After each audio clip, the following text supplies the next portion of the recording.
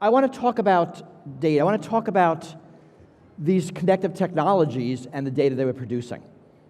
When we think about our computers, our electronic everything, data is fundamentally the byproduct of the information society. Every time we interact with a computer, it produces data.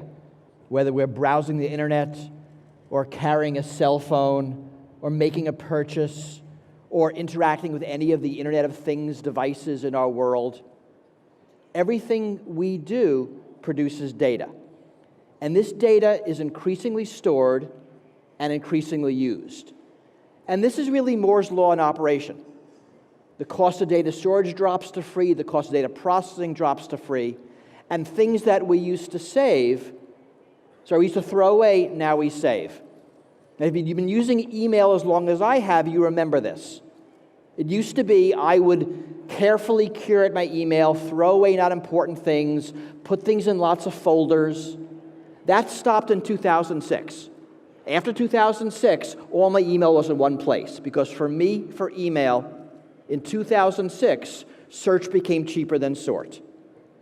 And that's fundamentally true for everything.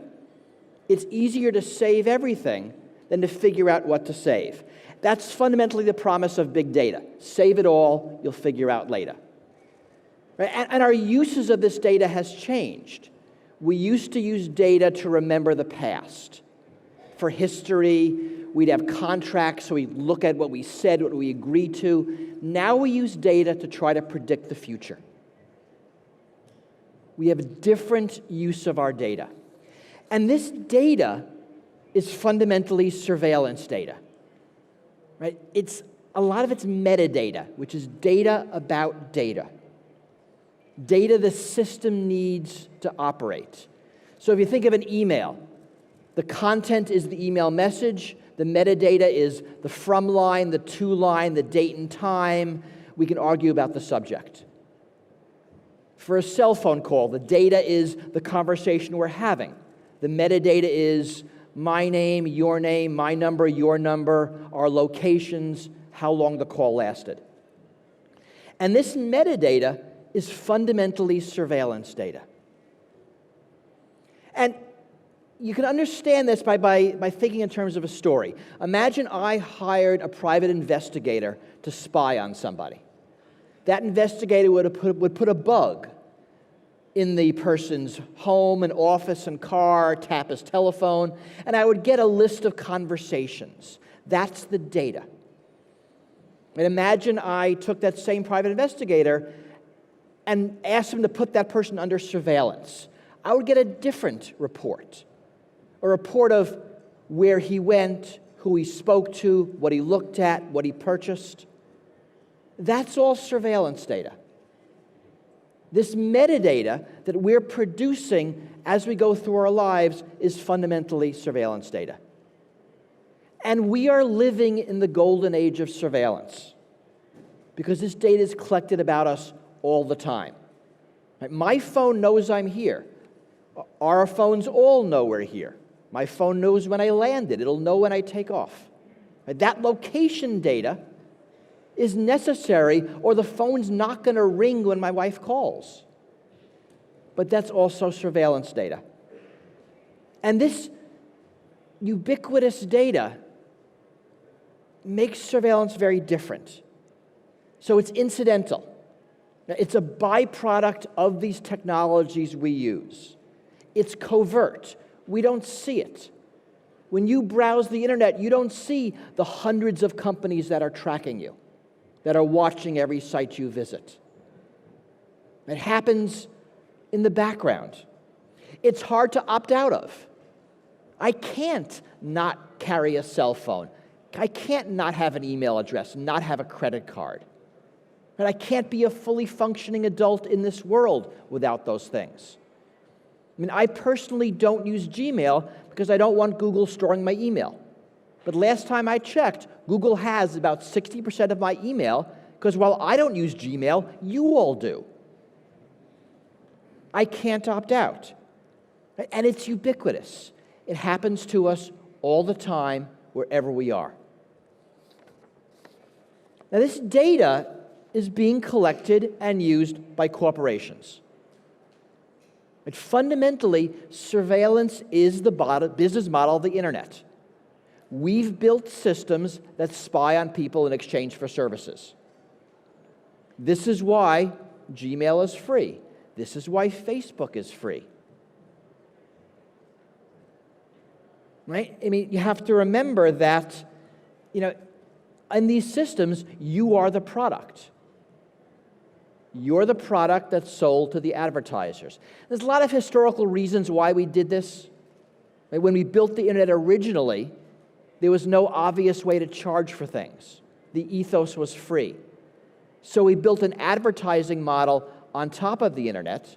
This dovetailed with a very robust direct marketing, mail order business of tracking individuals and dicing them into different categories. Those two merged to the personal advertising model that we see today. It's based on surveillance. And you know this is true. You search for something on the internet, and that product follows you around. And it follows you around from site to site, because that's the way these systems work. And so we have these systems that make their business spying on you. And this data is collected for the purposes of persuasion, of advertising. Right? Personalized ads, personalized offers to get us to do things. And these companies know an amazing amount about us. Right? Just our cell phone, right, yields an enormous amount of information about who we are. It knows where we live, where we work, when we go to sleep, when we wake up, because it's the first thing and last thing you check. We all have one. It knows who we sleep with. You think about Google.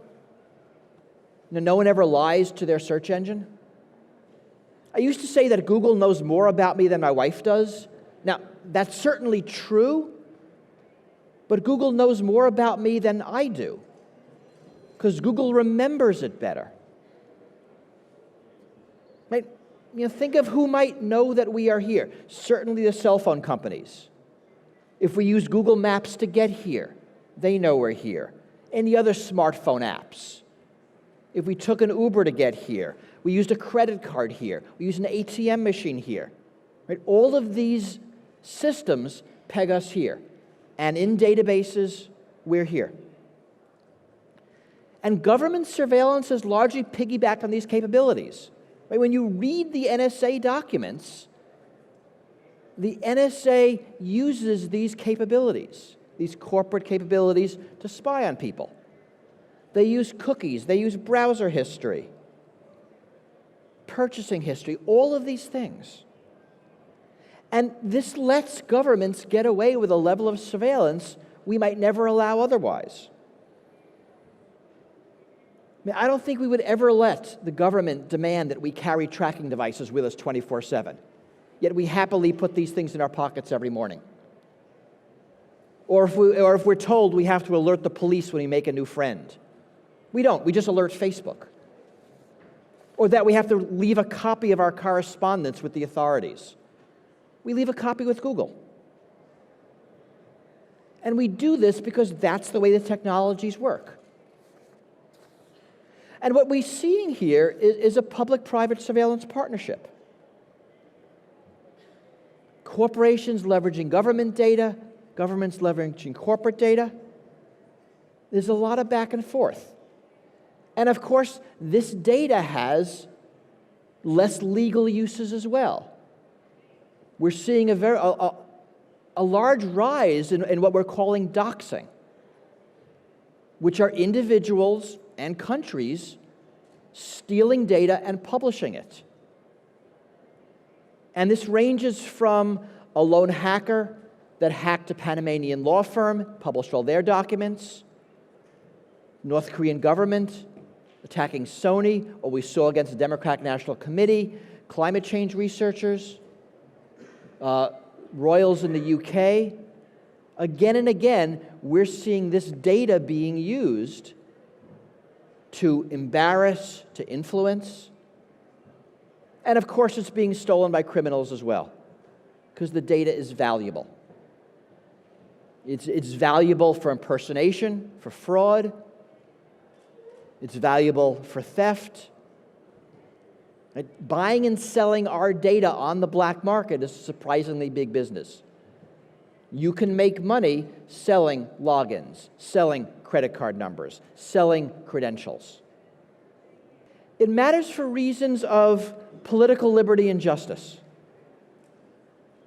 I mean, fundamentally, we're moving to a world where people can be accused by data.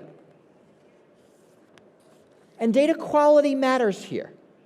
The applications where it's good enough for advertising might not be good enough for arresting someone or dropping a drone on their house. And the data quality that we use for determining if someone can get government services might not be good enough for making deportation decisions. We're seeing censorship based on surveillance. We're seeing chilling effects, self-censorship based on surveillance. We're seeing surveillance inhibiting dissent, inhibiting social change. This matters for reasons of commercial fairness and equity. I mean, do we want to live in a world where we can be prejudged, where we walk into a store, we're recognized by facial recognition, right? Our database entries are pulled, and the store knows exactly what our ability to spend is? I mean, do we want to live in that world? Do we want to be manipulated by our preferences, by our fears, by our hopes? I mean, I'm not sure I want advertising that taps into my psyche in that way. This matters for reasons of business competitiveness. In the United States, tech companies saw a large drop in business after the Snowden documents, after it was believed that the NSA was reading most of your email, right, as non-Americans in this room. Right, privacy helps business. And it matters for security. Right, data privacy is one of the ways we are going to be more secure in this connected world, in this world of cyber criminals, in this world where our data is valuable and can be used against us. And of course, it matters for privacy. All right, so how do we fix it? There's a lot here. I mean, there's a lot we have to do. I have a bunch of principles that I like to touch on. First one is that security and privacy. You often hear the debate couched as security versus privacy, and I think that's a mistake. Right? Privacy is an aspect of security. We do not feel secure when our privacy is violated. And to get privacy, we need security. These two things work hand in hand. The second is that we need to prioritize security over surveillance. This debate's happening in the United States. I don't know if you remember the FBI versus Apple debate. And that was where law enforcement were saying we need to violate the privacy of everybody to get at criminals.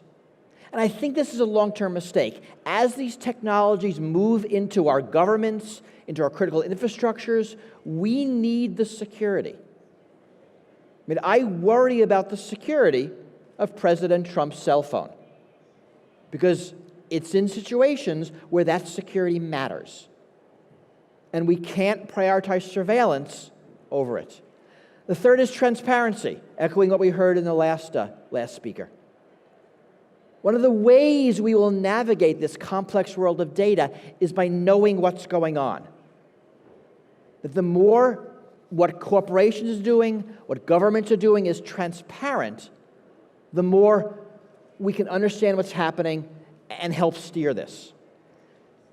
And along with that comes oversight and accountability. It's not just knowing what's going on, but it's being able to change things and to hold organizations accountable for what they're doing. And these are battles we're fighting. You know, we're very much in a world where we leave companies alone, let them collect what they want for what they want. And my guess is that's going to change in the next few years. And the last principle is that we have one network, one world, and one answer. It's no longer the case where a country can secure their things and leave other countries vulnerable. Because we're all using the same stuff. We're all using the same cell phones, the same computers, same operating systems, the same internet. The infrastructure we build is for everyone. It's not going to be separate. And that's hard for us to understand. We're used to a much more balkanized world. And we're still trying to keep it. I mean, you see that in the internet mostly in censorship, which is very different across different countries. And that's largely failing because it goes against the way the net works. And we can try, but I think in the end we're going to lose, and we just figure out how to lose gracefully.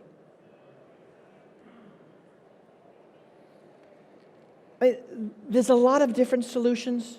Touch on a few of them. I think we need to, in the world, separate espionage from surveillance. I think commingling those two has caused a lot of problems. And the more we can make those separate, the better we'll be. I think we need comprehensive data protection laws, the kinds of things we're seeing out of Europe. I think we need to see more in the United States and other countries. And I think we need to see much more technological security, encryption. I mean, that's how we protect our stuff. And the real question is, what's up there? How do we design systems that benefit society as a whole while at the same time protecting people individually? And I think this is the fundamental problem of the information age. If you think about it, our data together has enormous value to us collectively. And our data apart has enormous value to us individually. And you see this again and again. You see this in movement data, real-time traffic data based on every car under surveillance. Yet every car is under surveillance. In behavioral data for advertising, getting these services for free is valuable, yet personal.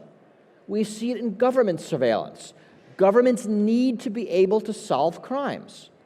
This data is valuable for that. And medical data, incredibly valuable together, incredibly personal.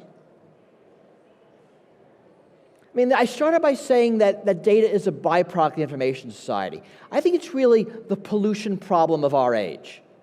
Right? All processes produce it. It stays around. We're here discussing secondary uses. And my belief is that as we look back at the previous century, at how our grandparents and great-grandparents dealt with pollution in their rush to build the industrial age, that we too will be judged in these decades on how we dealt with data. And I think that's a challenge. It's a promise and it's a challenge. Thank you.